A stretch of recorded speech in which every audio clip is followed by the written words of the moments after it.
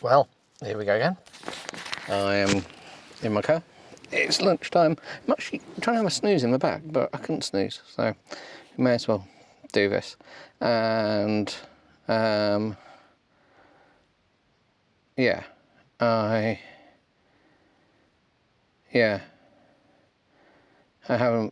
got interrupted last time, didn't I? I think that's the word. Sorry, I'm not really with it. I'm completely shattered. I'm not sleeping that well, and I know I should go back on my tablets, and I'm not, and I haven't got my doctors, and just things, just things. I just feel kind of a bit shit at the moment.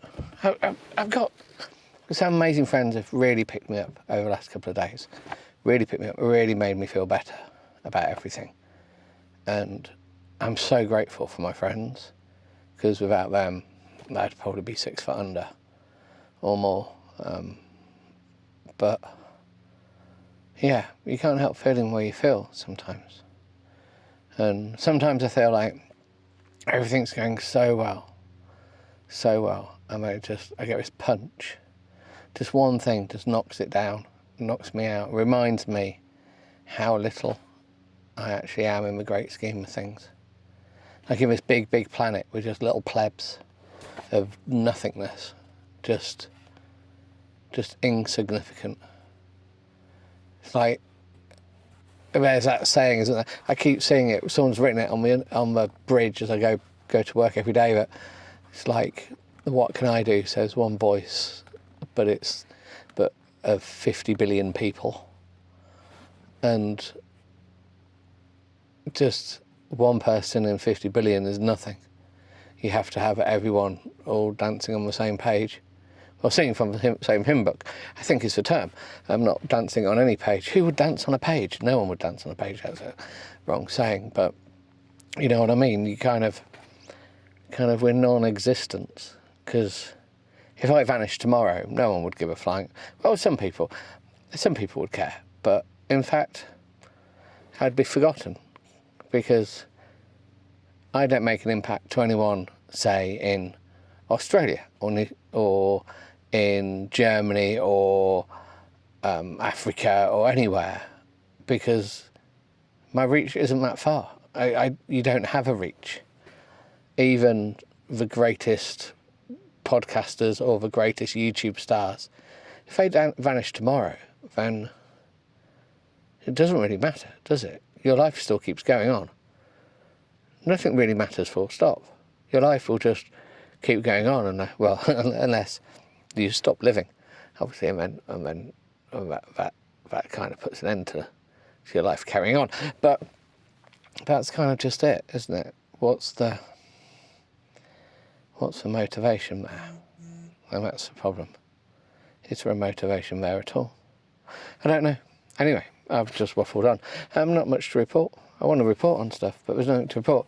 There's nothing. Nothing to tell, nothing to see, nothing to do. It's all just a big pile of poo. Anyway, talking a big pile of poo, yes, I got truncated last week. So where did we get to? There ain't no way in which you're going to get anything but dead if you carry on this way. No way at all. He stopped talking and looked at his son. So we're on page 20, everyone. If you want to join in, read along with Bob. Herne the Hunter 2, River of Blood. Page 20. It is available from all rubbish bookstores. There you go. Metal. Not that I'm advertising it. I don't feel anything should be advertised. This was a 50p book in its time. Mental. And I think it was over a stretch at that point. We only get dedificated. We did dedification, didn't we, last time? Yes. He stopped talking and looked at his son, who was now looking even less steady on his feet and seemed likely to topple over at any minute. The father walked towards him, both hands held out as if to reassure him, comfort him even. Herne let his own arm drop down and relax slightly. Then, over the older man's head, he saw the boy's left shoulder dip. His Colt cleared leather ahead of the sound of a single shot. He saw the man in front of him stagger a couple of paces backwards, as though he had been punctured heavily in the stomach. Then he clawed at his chest and sank down in the dirt and sawdust of the bar floor. Hearn sidestepped the toppling figure and raised his drawn gun high, bringing it down in an arc on the boy's forehead. The side of the muzzle struck the bone with a crack which punctured the piano rag abruptly. Oh. Yeah. The pianist lifted his hands clear of the keys, as if aware for the first time that something was going on. When Hearn looked down at the boy's father, he met an expression of astonishment that he would not easily forget. It was an expression that was not destined to leave a man's face. It did not even relax in death. Right. Okay. So it's one of those expressions, like tongue sticking out. People just don't die like that, do they? Like in the cartoons, where your eyes suddenly turn to what X's and your tongue sticks out the side. It's all lies, isn't it? The crowd pressed closer and closer, able to believe what it had just seen. The two members of the same family, father and son, lay side by side on the floor. The blood which seeped from the wounds in the father's chest was spilling across the wood and anointing the son's head, staining his dark hair. Apart from the still red eyes, he no longer looked drunk or troubled. Hearn stepped out of the encroaching circle and walked slowly away. For the second time that day, he tried to puzzle out someone else's thoughts and failed. He hadn't known what Becky's thoughts were on burying her father. He could not guess what that boy would think when he came round and found out he'd shot and killed his own pa. Hearn walked across the street and went into his room. Now more than ever, he needed a good night's sleep. Tell you what, this book is not funny in any way, is it? You can't take it. It's just... I want to say it's badly written. It is awful. It's an awful book. But I just can't take the piss out of it. That's the problem with this book. We need to find a book I can take the piss out of, don't we? Jed Hearn's sleep was troubled by dreams he did not understand. Well, were they in Russian? Was that the problem? Well, we need to... No.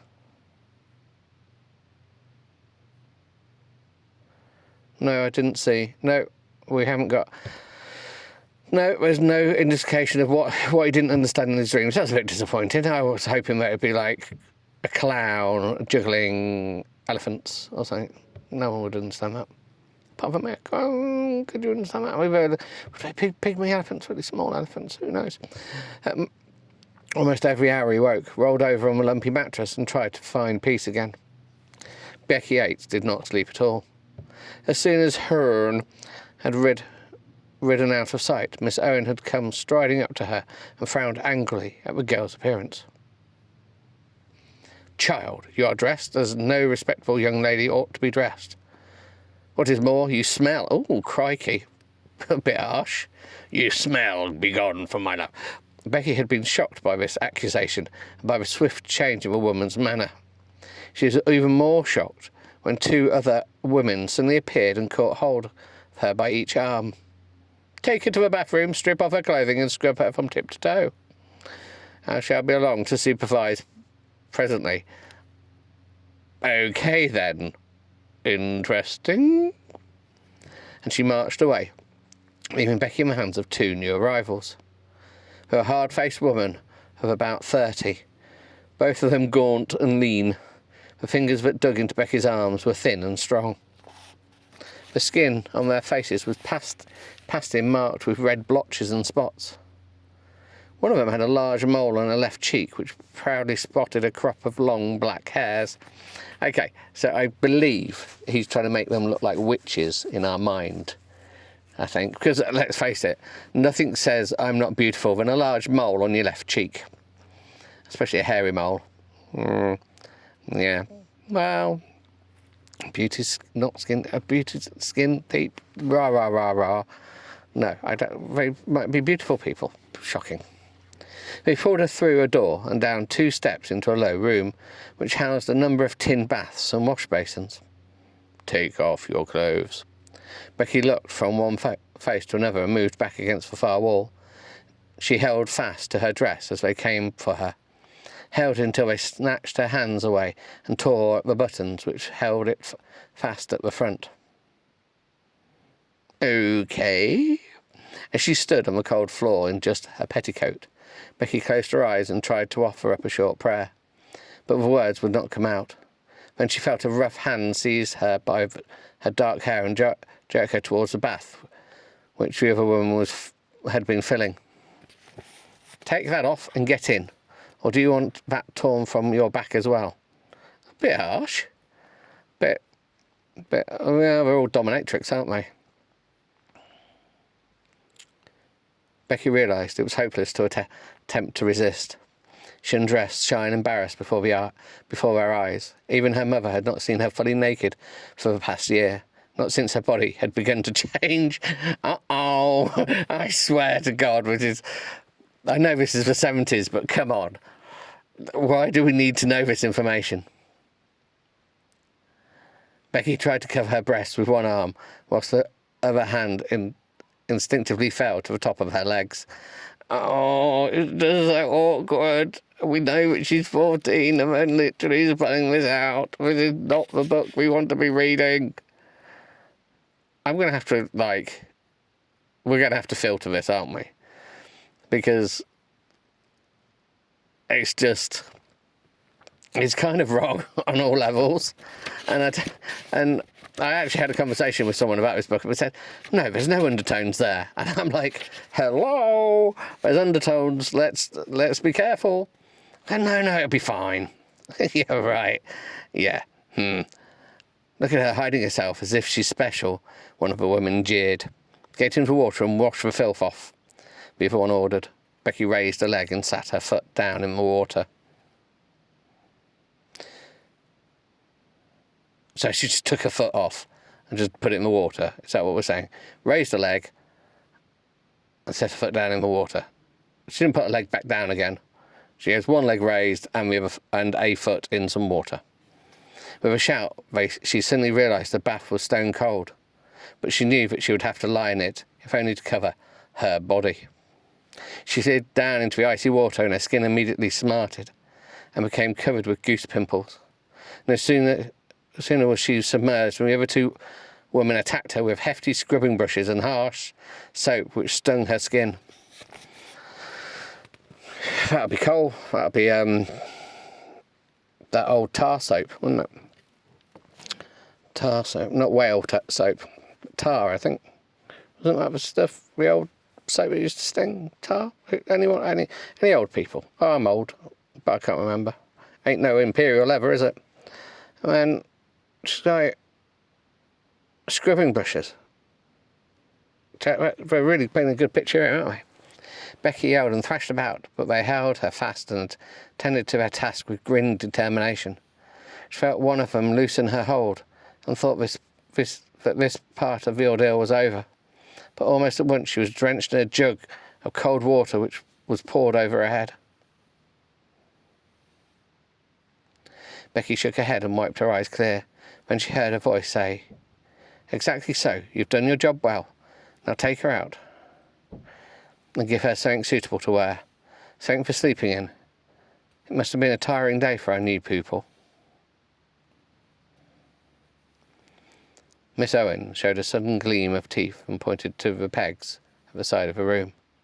One of the women went over and fetched a rough white nightdress, while the other began to rub Becky dry with an equally rough towel. Miss Owen stood and watched grimly approving.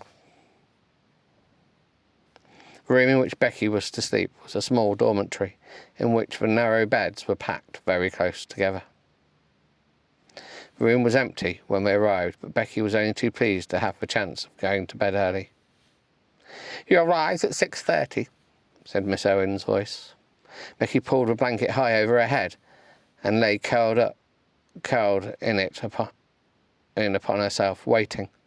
She had no intention of rising as late as 6:30. After a while, she heard the other girls who occupied the room come in. There was a certain amount of whispering, but Becky remained under the covers and pretended to be asleep. Then there came an order of silence. The oil lamp was removed, Everything was quiet. It's a really boring book. Becky lay there, yada yada yada, thinking about people. We're going to skip a bit. As soon as she thought she could do, she'd go to him. So she's going to go and find Jed. She hoped he had not changed his plans and left for Memphis that night. She'd been lying quietly still, thinking for some time, when she gradually aware that someone was moving in the room. Oh, someone's walking up to the sounds, came slowly nearer, yada yada yada. Beneath a blanket, then someone sat gently on the edge of a bed. Who we got?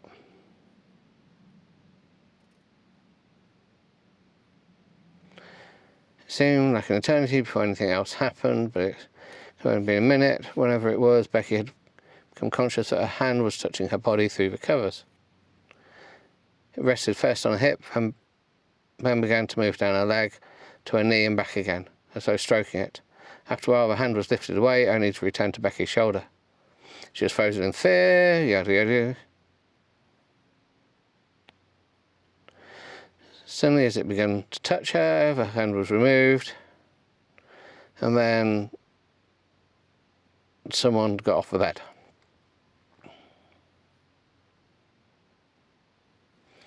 Then she got more courage.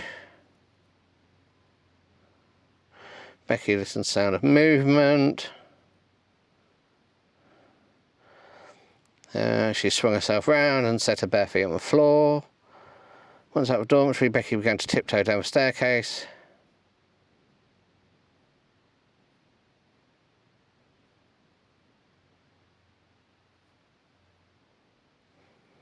Oh, shit. Okay, so she'd gone as far as the main door. Okay, so we've skipped a bit because it's getting boring. Her fingers were curled around the handle. At that point, she became aware of the light that had suddenly appeared on the inside of the house. Whirling around, she looked up and saw Miss Owen, still wearing her black dress, standing at the head of the stairs, holding a lamp high in her right hand. In her left hand, she held a thin leather strap, which was split into fine thongs at its tip.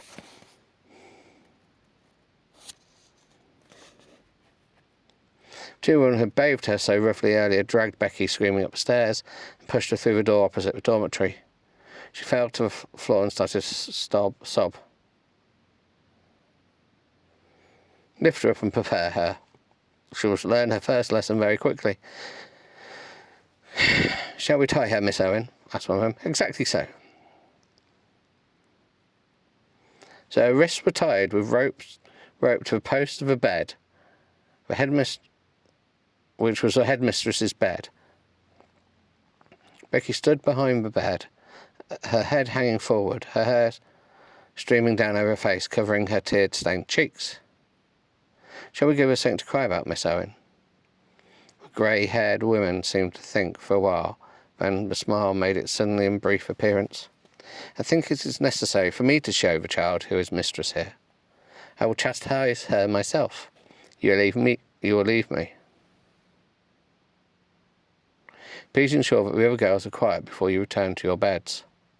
She watched them as they went to the door. Good night, Miss Owen. Good night, Secretary.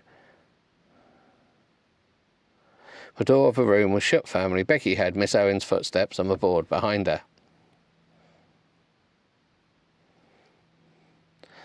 Right.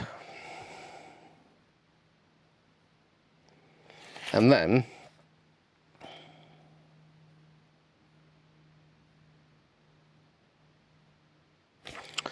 okay. All right, this is just ridiculous, this book. So, who is Miss... I think Miss Owen's a dirty old lesbian, but let's not go there. Herne rose early, vaguely conscious of the fact that he had been troubled in his sleep. So he was saddling the horse at the stable opposite the hotel. He tried to recall some of his dream, but could not. Mounted and on the... blah, blah, blah, blah, blah. At the same time, the sun was starting to show its colours. Rah, rah, rah. Herne turned his horse. How did he turn his horse? Like, what are we doing? Is he flipping it over? Is he getting to lie on its back? In which way is he turning the horse? Has he turned it gay? What? I don't want to know about horse turning. Is he, like, just flips it over? So does it like a 360, and started to ride west towards the school. Oh, okay, right, we're back to Becky.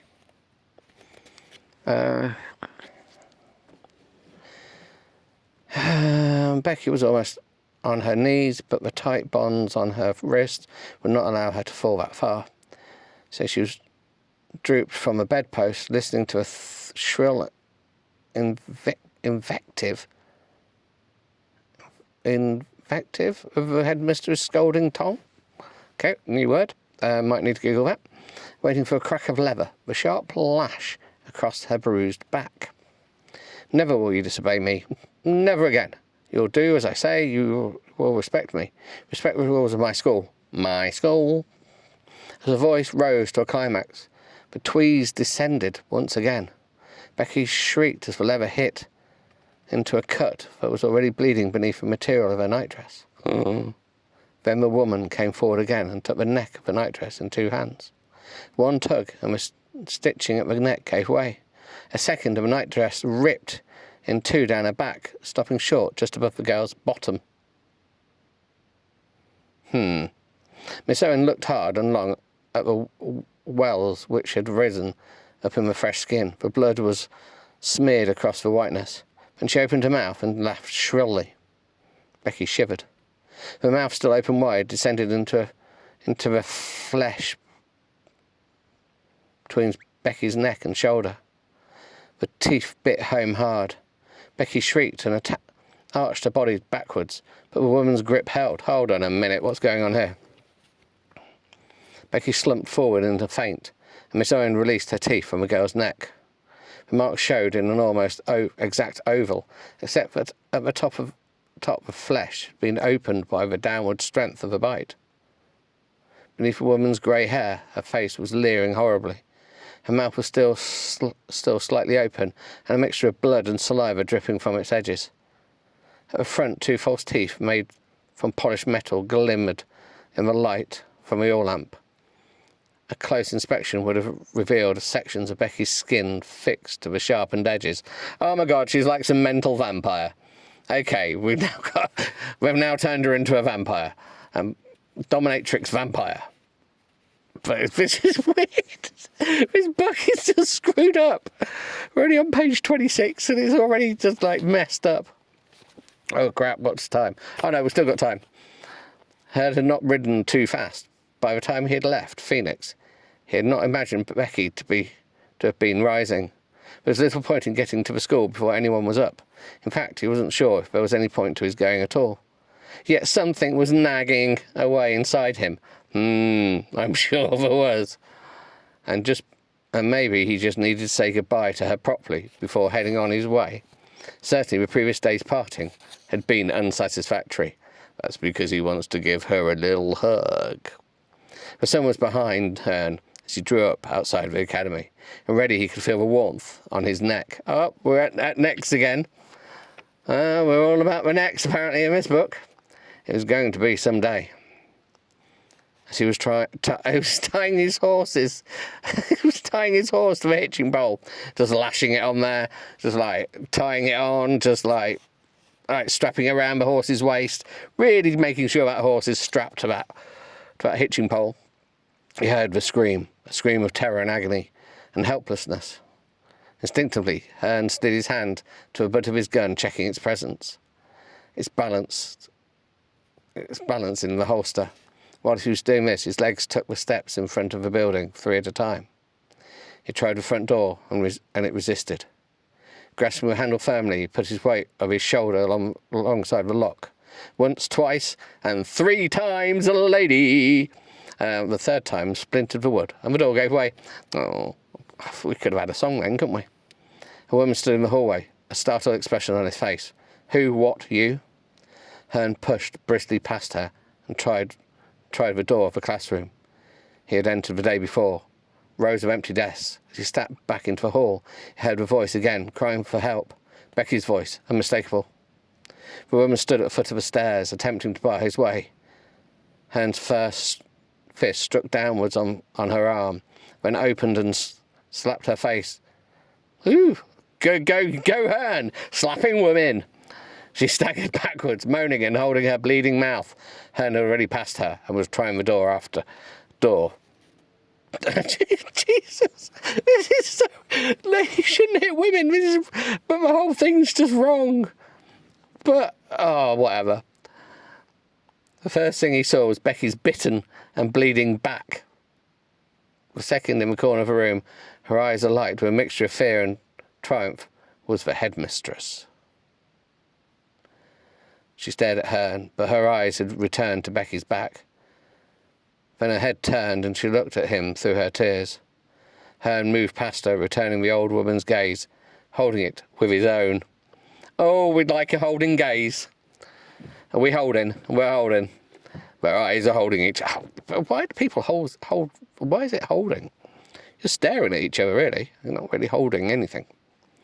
He bunched his right fist as he went slowly towards her, bunching it and flexing the muscles in his arm. Drew the arm back and down, stood in front of her, staring into those wild eyes still, and released his punch.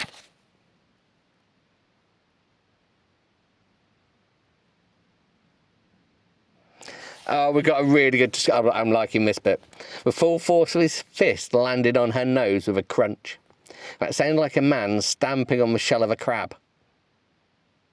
Right.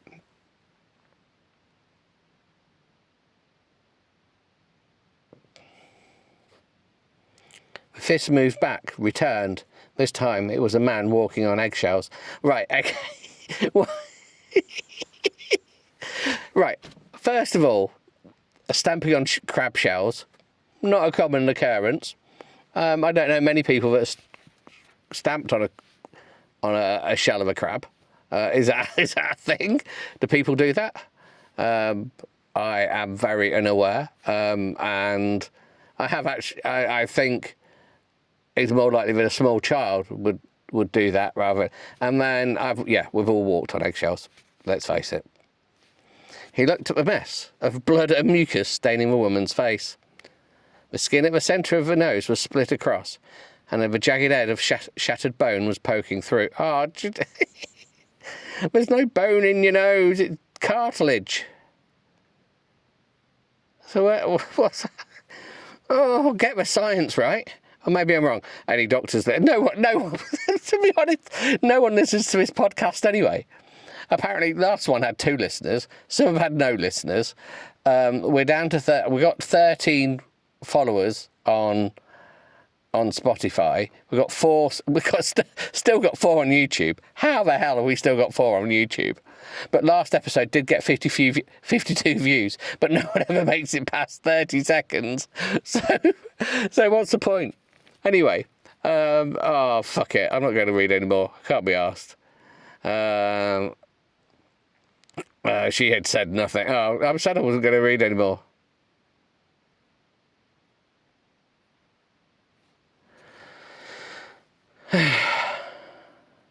Right. Sounds like it's going to take a whole school of kids with him. All right. Well, I'm going to stop there. I can't. We've done 8 pages. We've done 8 pages in half an hour, and literally, I have I have nothing. Right. I better go back in. I hope you've enjoyed the mentalness of this podcast, and I will spronk with you another day. Ta-ta for now.